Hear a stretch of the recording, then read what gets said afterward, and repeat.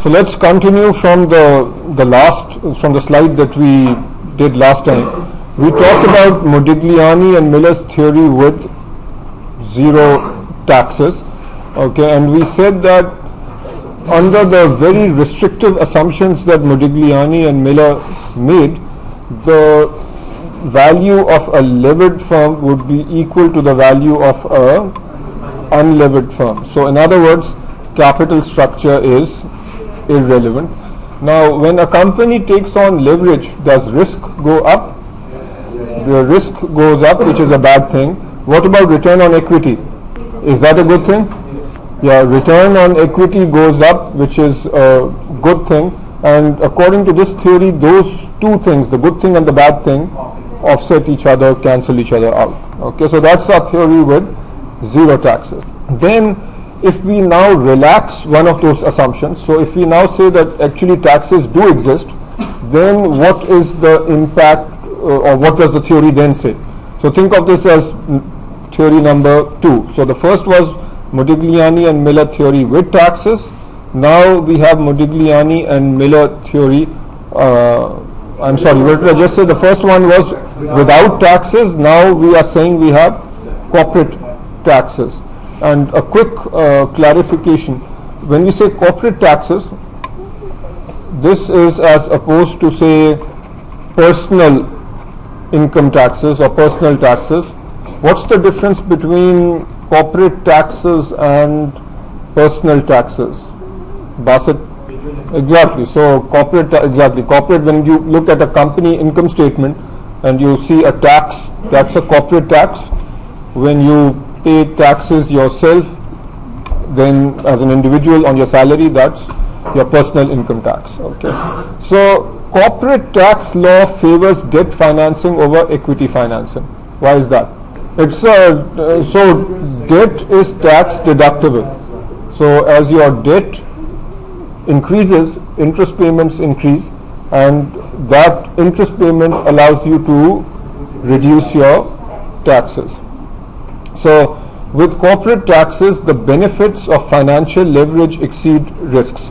So what are the benefits of financial leverage?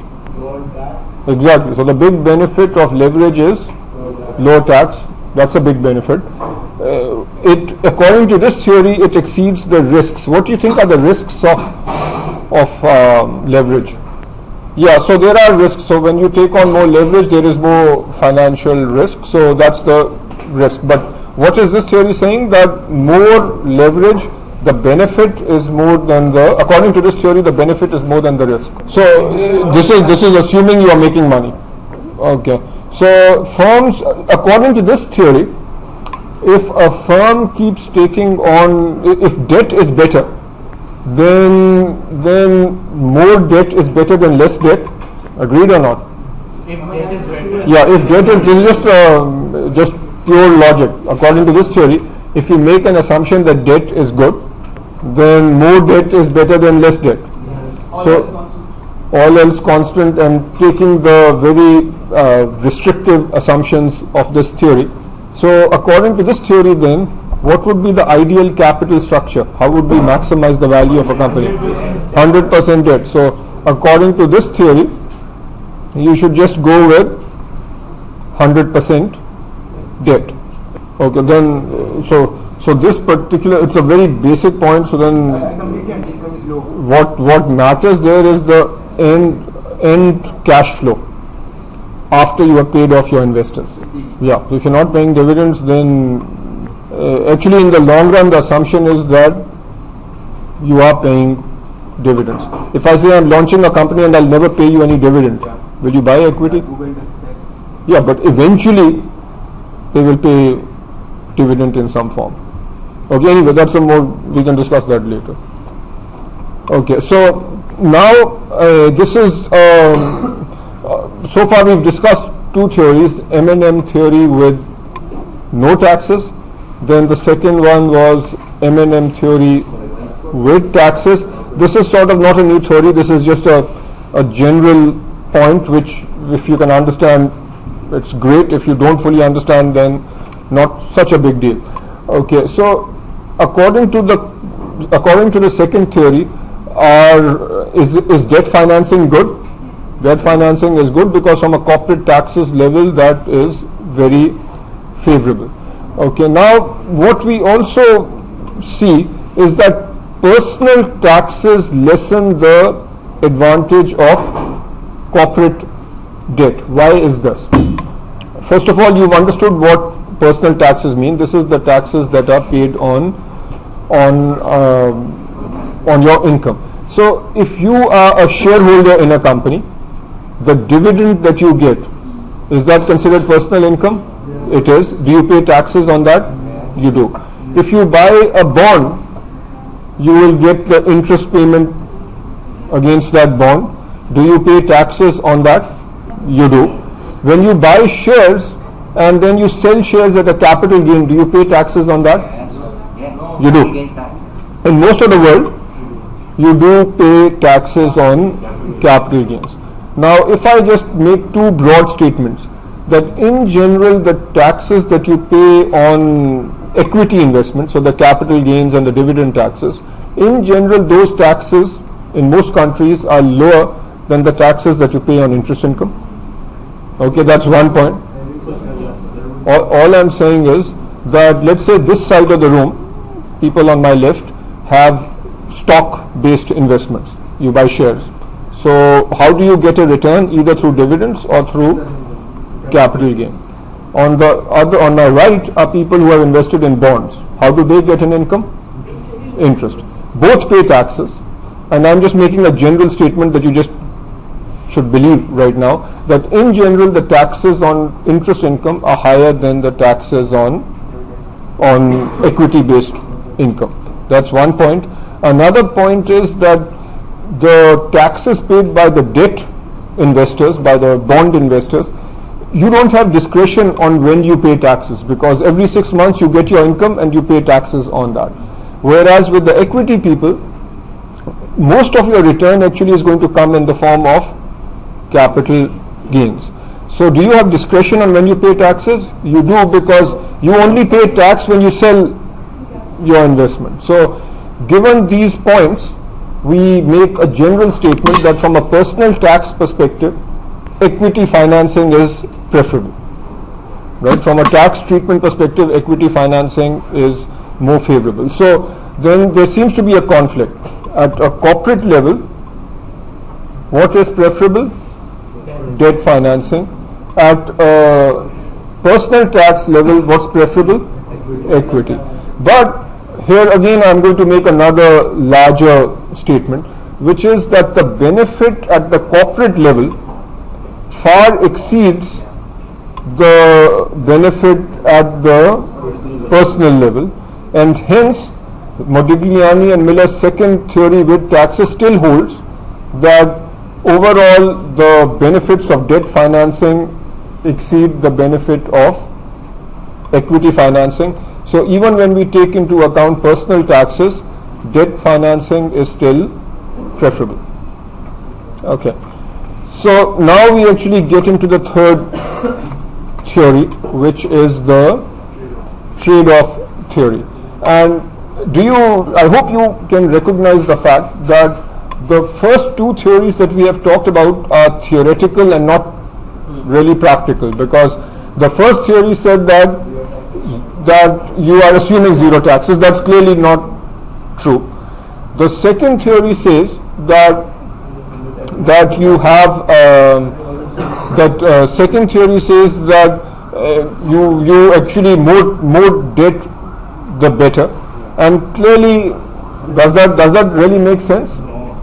That does not make sense, because that second theory ignores something called bankruptcy costs or financial distress costs, which increase as you take on more leverage. Now let me just make this more practical. And by the way, this theory is called the trade-off theory, and you'll see shortly why it's called the trade-off theory. As a company takes on more debt, is it becoming more risky? Yes. It is. So imagine you are a customer of a company that is taking on more and more debt. If you start worrying that this company has taken on so much debt that it might not be able to handle this much debt, will you, and let's say that this company sells you products that it then maintains for the next 10 years. If you worry that this company will not survive, will you keep buying products from that company? No. So that's one kind of cost. If you are a supplier to that company and you are worried about it being able to make payments, will you demand immediate cash on delivery or will you give them flexible payment terms? So there will be a tightening from the supplier side. If the company goes to the bank and asks for more debt, what will happen to the rate? The cost will go up. If this company tries to issue shares, what will happen to the cost of equity? Cost high. So when investors are worried about the riskiness of a company, they demand higher returns. So do you notice the squeeze coming from all directions as a company is taking on more debt? So all these costs are called financial distress costs or bankruptcy, or the fear of bankruptcy costs. So if there is fear that a company might go bankrupt, all costs go up. So it becomes like a negative or a vicious spiral. Okay, so all these costs increase as leverage is increased. So this middle of the road theory then suggests that at low levels of debt or low levels of leverage, the tax benefit outweigh the cost. So think of it this way: if a company has 100% equity and this company takes on 20% debt, will the whole world, the investors, the debtors, the suppliers, customers all get shocked and worried that, oh my God, these companies have taken on 20% debt? Or do you think they will it will probably not be a big deal? So is it reasonable to say that at low levels of debt, the tax benefit of taking on debt exceeds the financial distress costs that I talked about earlier? Makes sense. However, if a company keeps taking on debt, then the cost of financial distress or the negative then exceeds the tax benefit. Does that make sense? So let me pull this together now. Let's look at the three theories we've studied so far. If you look at this picture where you have the degree of leverage or the debt equity ratio on the y-axis, what does this point represent? This is zero debt, 100% equity. So debt to equity ratio is 0 means debt is 0. And as you move to the right, what's happening? The debt is increasing or the leverage is increasing. Let's say the y-axis is the value of a company. According to theory 1, the value of a company does not change as you take on more debt or increase leverage. According to theory 2, as you take on more debt, what will happen to the value of a company? It will keep increasing and you should ideally go to lots of debt. All right. And now this trade-off theory says that there is a trade-off between between the cost and the benefit of taking on debt. So how do you think this graph will go? So if we start here, initially will it go up or down, the value? So initially will it go up? It will go up initially, and then will it keep going up? At some point it will start falling. Okay, so at low levels of debt, the benefit of taking on debt goes up, and then at some point we start coming down. Now this point, this is the level of debt or the debt equity ratio at which we maximize the value of the firm. And what's this point called? It's called the optimal capital structure, which balances the cost and benefit. So this is your optimal capital structure. So at the trade-off theory, according to so initially they might go together a little bit, but the problem with the second theory, which is the M&M theory with taxes, they completely ignore any bankruptcy costs. So the distance between these two represents what? The bankruptcy costs. Yeah, so that's why initially they go together. Yeah, for a short period. Okay, now we will talk about, so how many theories have we talked about so far? Three main theories. Now here is another interesting theory called the signaling theory. So Modigliani and Miller, among many other sort of incorrect assumptions, they also assume that managers and investors have the same information about a company. So imagine that people on the left side of this room are managers, are the equity holders or investors, and on my right are the managers. In the real world, do you think the managers and the investors have the same information? Who has more information about a company? Clearly managers have more information about the company. So if the investors want to figure out what's going on at a company, should they just listen to what the managers are saying, or should they both listen and watch what the managers are actually doing? Yeah, so actually the actions of the managers, to use a cliche, speak louder than the words, and in our country that is probably more so than other parts of the world. Okay, so as investors then you are supposed to watch what management does. Now let me give you an example of watching what management does. If management is doing a new project, management knows better than investors whether that project is likely to be successful or not. Okay, because management has done the research, and let's say that even though they are not 100% sure, but they have a much better idea of whether the project will be successful relative to what the investors know. If managers are doing a project where they believe and they are pretty sure that the project will make a ton of money, do you think then the managers will look for debt financing or equity financing? They will prefer debt financing. Why? Because with debt financing, if the project makes a ton of money, all they need to do is pay off the 10% rate that they have committed and keep the rest in the company. Okay. What if they are very uncertain about the project that they are doing? Then they will prefer equity financing, because with equity financing, what will they come say to you?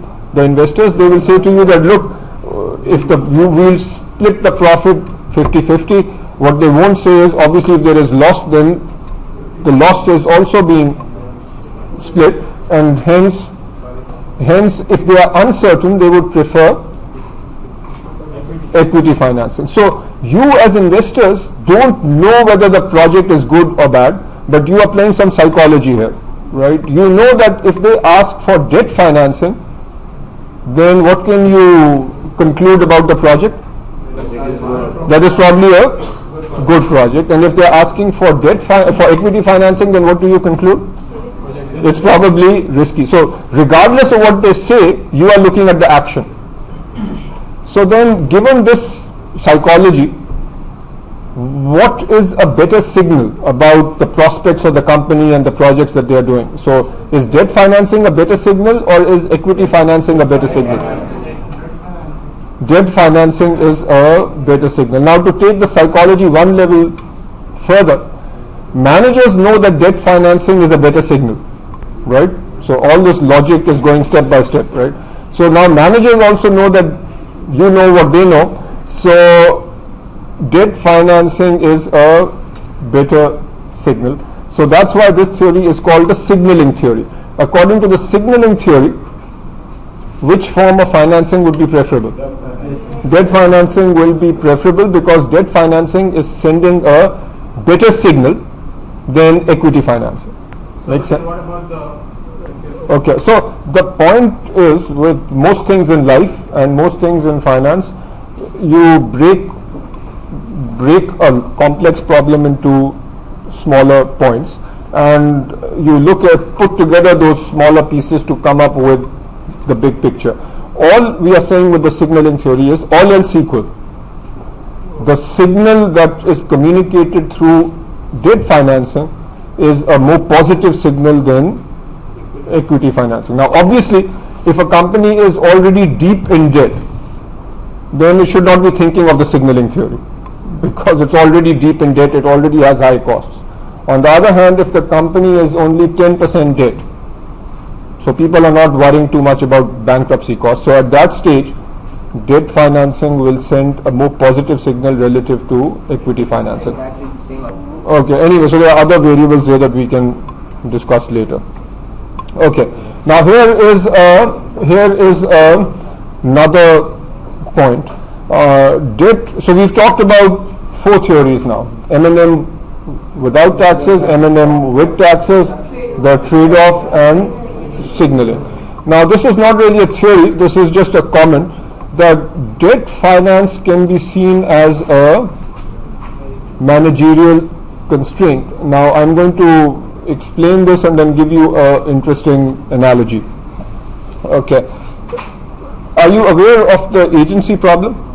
Okay, the agency problem is the problem that when you have shareholders who are the owners of a company, these are called the principals, and you have management who are the agents who are running the company, there is an inherent conflict of interest. What does management want? Management wants to maximize their personal net worth, high salaries, corporate jets, club memberships, big offices, all sorts of perks and so on. Is that all these things that I mentioned, are they helping shareholders? No. Shareholders want that managers work in the best interest of the shareholders and maximize the value of a company. That conflict of interest between the principal, which is the management, which is the shareholders, and the agents, the managers, that conflict is called the agency problem. Okay. Now that's one point. The next point before I build into this is that so that's the agency problem. Now if a company makes a ton of money, lots of free cash flow, is management more likely to spend that money on maybe on say non-value added projects or on projects that help management become more glamorous rather than maximize shareholder value? So the more excess cash there is, and you've seen this, people with lots of extra cash tend to spend that cash on stupid things, right? So the same concept applies in companies. Now the owners of a company, how can they constrain that? To some extent they can constrain that by taking on debt. So when owners take on debt, that forces the managers to be a little more cautious, because managers then know that we have to pay that debt. Okay, now the interesting analogy that is from your textbook, which I hope you read, is as follows. Okay, the analogy is the company that is being managed is like a car. Okay, the manager is the driver of the car. So now this is my very limited drawing skills. So you have your car, which I'll skip, and then this is the steering wheel of the car. Okay, and this is the manager who is driving the car. Okay, so now the debt is like a dagger that is sticking out of the steering wheel. So because of this dagger, which is analogous to debt, is the manager likely to drive more carefully? Yeah, so the dagger forces the manager to drive more carefully. So this forces some discipline on the manager. He won't do his crazy overtaking moves and so on. However, if the driver is driving very carefully, so the manager is running the company with discipline, so now a little child suddenly runs across the street. Okay, no fault of the driver slash manager, then there will be some major distress, right?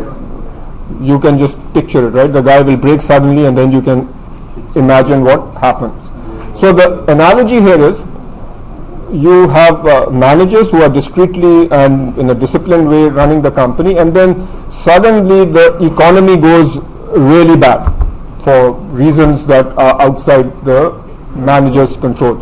Your country detonates a nuclear bomb and all sorts of funding from the rest of the world dries up. Is that the fault of the manager who is running the company? Not really, but that's like the child running across the street. Okay, so serious damage can happen. So the point here is that while the dagger, which is the debt, can enforce some discipline, but the risk of financial distress also goes up. So there are both sides to the coin. Okay, so as long as you understand that, and when you grow up and are in decision-making positions, you can figure out the appropriate balance. And again, to take this analogy to its final point, what's the appropriate balance? You can adjust the length of the dagger. Okay. So what we've done up till now is various theories which hopefully were interesting and made sense. Now if you are itching for some numbers, that's where we are headed now. Okay, and what you will notice over the next hour or so is we are going to build on almost all the material that you've learned so far in this course. Okay, all that is going to come together. Okay, let us do you remember the concept of a beta of a firm? What's the beta of a firm? It is a measure of the riskiness of a company. Okay, so the beta of a company is a measure of the riskiness. Do you know that the beta of a leveraged firm will be more than the beta of an unleveraged firm? Yeah. That's true. So now we are going to learn a formula that allows you to come up with the beta of a leveraged firm given the amount of debt. So what we are going to say is BU is the beta of a unleveraged firm. As it starts taking on debt, the beta of the firm is going to be depicted by BL. Okay, will BL be more than BU? We've just said that it will be. So what's the formula that links them together? The formula is called Hamada's equation. So BL is equal to BU, and you need to learn this, into 1 plus 1 minus T, T is tax rate, times the debt to equity ratio. Notice that if the debt to equity ratio is high, is the riskiness going up? The riskiness is going up. So if the riskiness is going up, then notice that for a given BU, let's say beta of the unleveraged firm was 1.2. The higher the debt equity ratio, the higher the leveraged beta. Okay, so now for debt to equity ratio, should you use market values or book values? You should use market values. If market values are not available because you are dealing with a private company, then you can use book values. Okay, so now let's build a example, a perpetual cash flow example. Let's say that you are evaluating a company where EBIT is $500,000. Everybody knows what EBIT means? Your operating income. Who does this go to? Shareholders, debt holders, all investors. Okay, in our simple world, debt holders and shareholders. And for simplicity, we say this is a perpetuity. What does that mean? So this will go on forever. And another simplifying assumption is that all this money is paid out as dividends. Okay, so firm pays out all earnings as dividends. So that means there's going to be zero growth. Okay, when a company, what's the growth rate formula? ROE into, what's the retention ratio here? Zero. The payout ratio is 1, the retention ratio is 0. So no money is being retained, so the growth rate is 0. Another simplifying assumption is that this is all equity financed, and the book value of equity is equal to the market value of equity in our simple case. We are also told that we have 100,000 shares outstanding.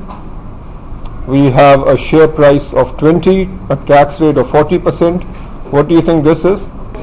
This is the risk-free rate, and this is the market risk premium. So all this data given to you.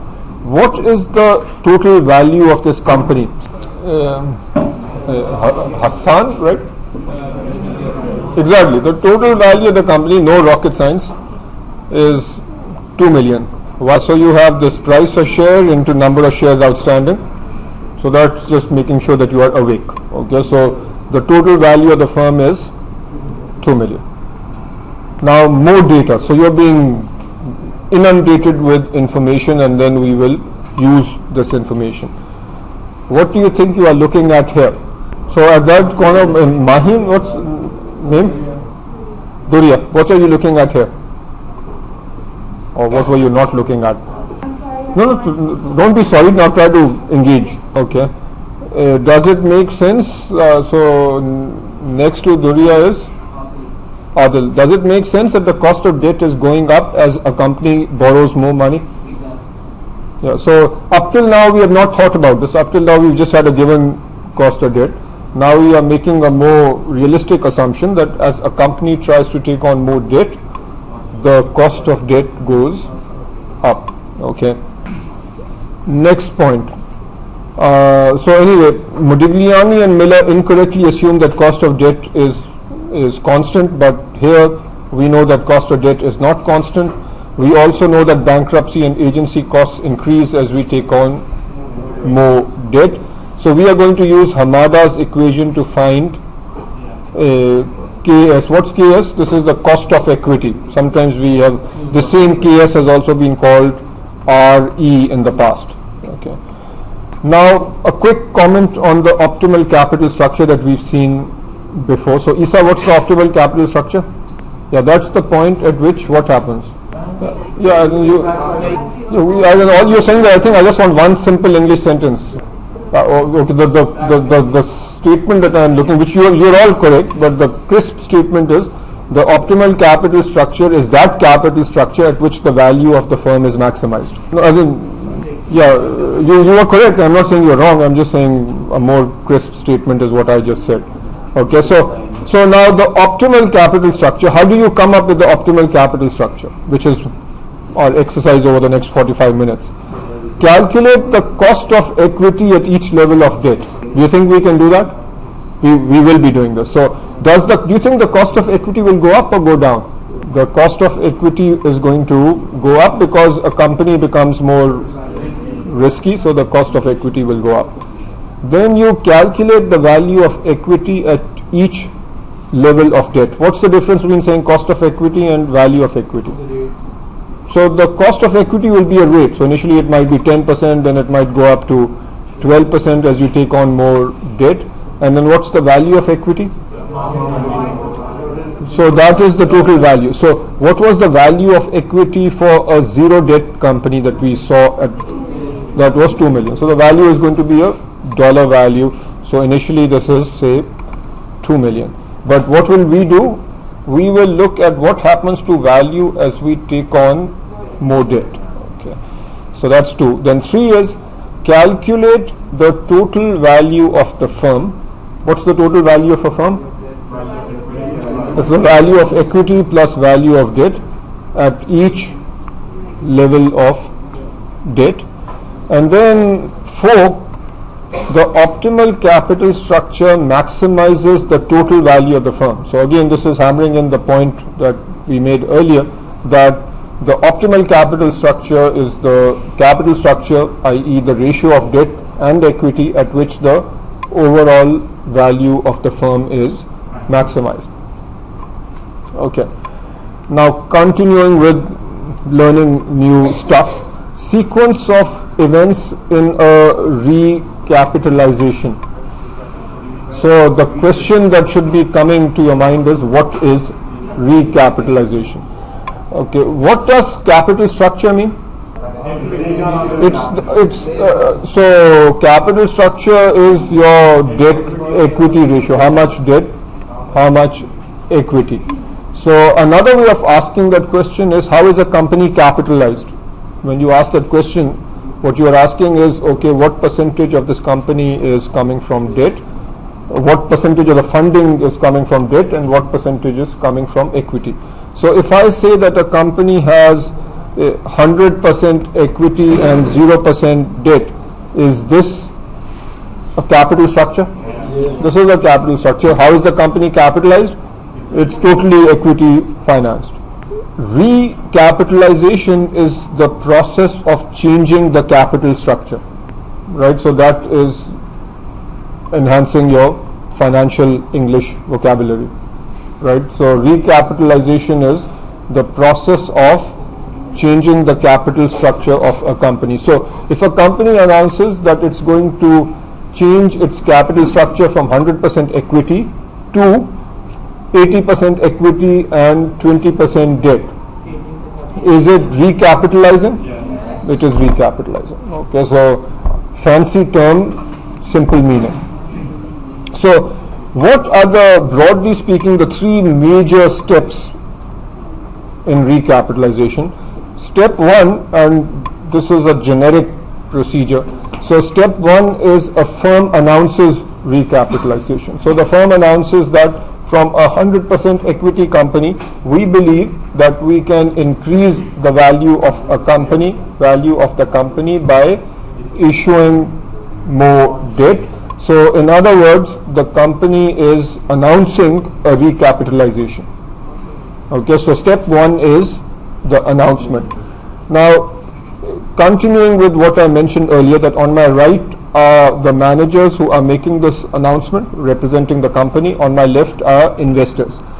Assuming that the announcement is credible, do you think the investors will just sit pretty and relax, or will they try and evaluate the impact of this recapitalization? They should and will. So smart people like you, who are becoming smarter by the day, are going to take this information and evaluate that is the management, so when this recapitalization happens, will the value of the company go up or not?